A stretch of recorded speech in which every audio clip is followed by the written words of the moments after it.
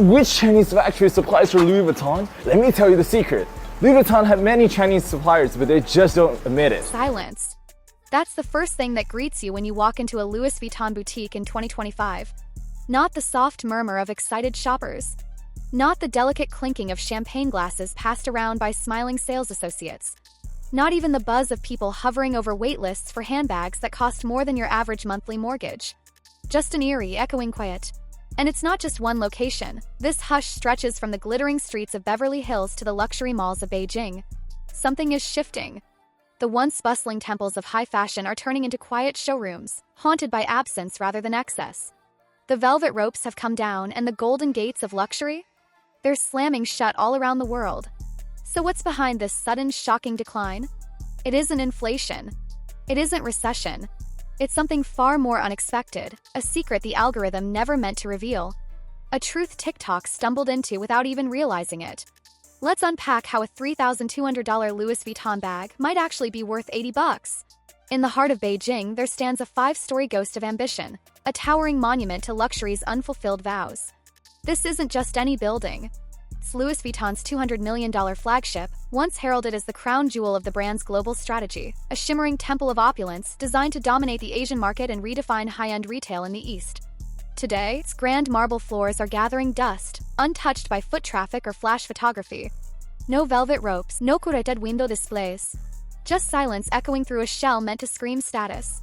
Originally slated to open its doors in 2024 with fanfare and fashion week-worthy spectacle, the project now sits in limbo. Whispers from insiders have grown louder, suggesting the launch may be pushed back until 2026, if it opens at all. Why the delay? One word: fear.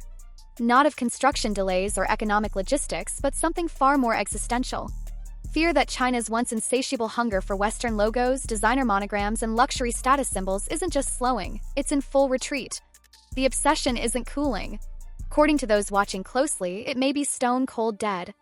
But while LV hid from its own stores, a revolution was brewing 800 miles south. And it started with a single TikTok video.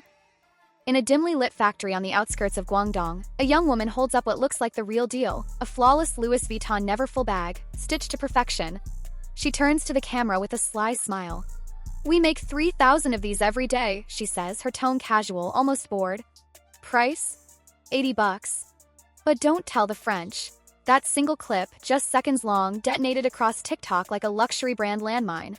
Within 48 hours, it racked up over 12 million views. Comment sections overflowed with disbelief, outrage, and suddenly, curiosity. How could a $3,200 status symbol be produced for the cost of a dinner date? Overnight, the Neverfull didn't feel exclusive anymore. It felt mass-produced, like a monogrammed grocery tote. Louis Vuitton's legal team came out swinging, threatening cease and desist orders, IP lawsuits, and digital takedowns. But the truth had already gone viral, and worse, felt believable. By May 2025, something unthinkable had happened. Google searches for LV dupes officially surpassed searches for actual Louis Vuitton bags. The luxury giant's mystique was cracking. And here's the most scandalous part. According to fashion supply chain experts, many of these so-called fake production lines weren't counterfeits at all. Some were former subcontractors, quietly still using the same materials, machinery, and labor. In other words, the line between authentic and dupe wasn't just blurry, it had completely vanished. Let's break down the numbers, because they tell a brutal story. Since March, the luxury sector has been hemorrhaging value at an alarming pace, with $3 billion evaporating from major fashion house stocks as if someone flipped a switch.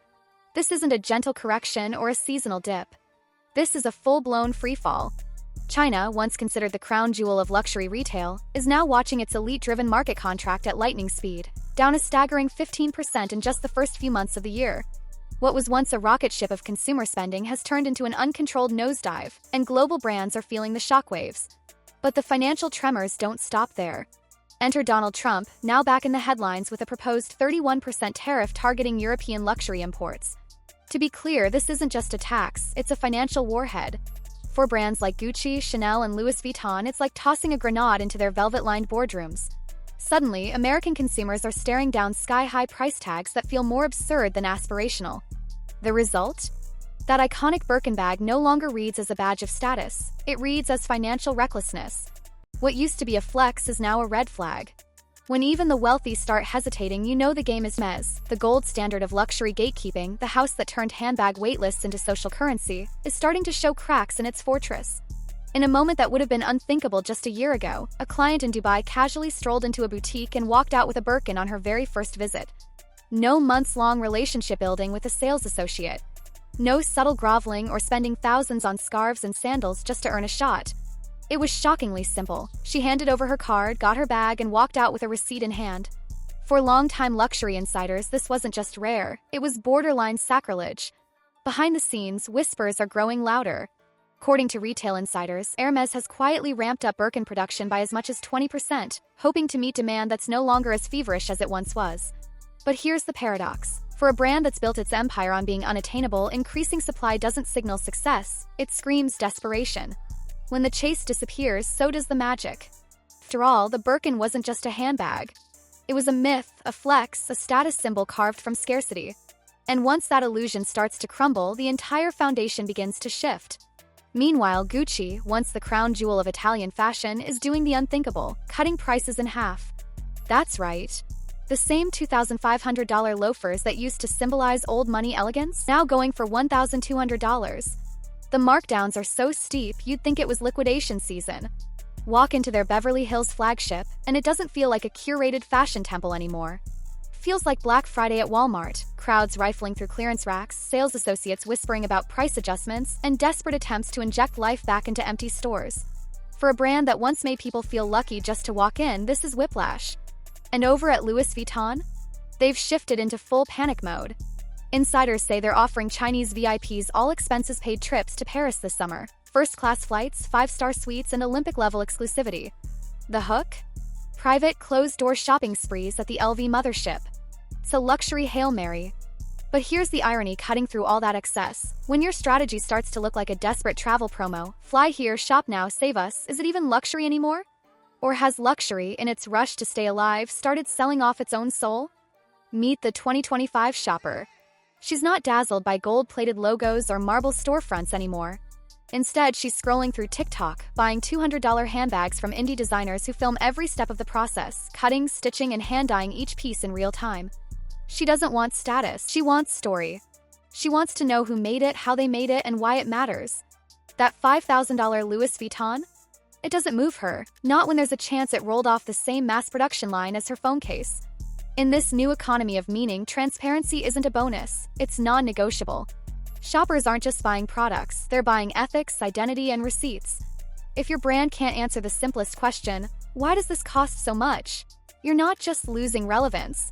You're getting roasted, stitched, and soft-canceled into oblivion. The 2025 shopper doesn't want your mystery. She wants your margins, your sourcing, your labor policies exposed. Because clout doesn't live in Paris anymore. It lives in the comments section. Burberry's trenches, collecting dust. Prada's stock, down 18%.